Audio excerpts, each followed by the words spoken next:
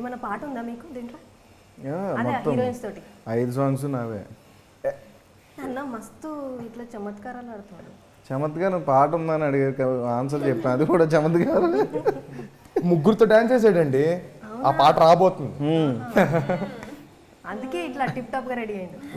మరి జర కళ్ళద్దాలు మిస్ అయినాయి అంతే. కళ్ళద్దాలు ఇచ్చేయంటే అంటే ఇప్పుడు ముగ్గురు చుట్టూ తిరుగుతుందా, లేకపోతే ముగ్గురు ఏమన్నా ట్విస్ట్లు ఇవ్వబోతుర్రా మాకు ఎట్లా? ట్విస్టులు అయితే ఉన్నాయండి సినిమాలో. ట్విస్టులు ఉన్నాయి, కామెడీ ఉంది, వీటన్నిటికి మించిన ఒక మంచి కథ ఉంది.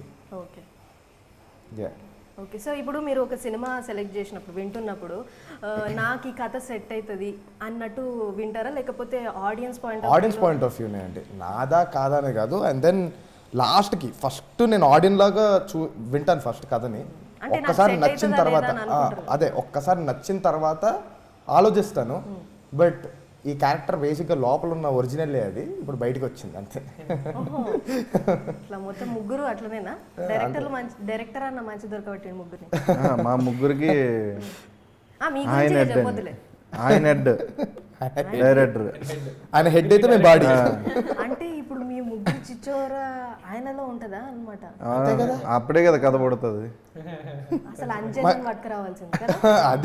అది ఈ వర్క్ ప్రెజర్స్ వల్ల వీటి వల్ల కొంచెం ఫేవర్ వచ్చి పడుకున్నారు. పాపం హెల్త్ బాగాలేదు.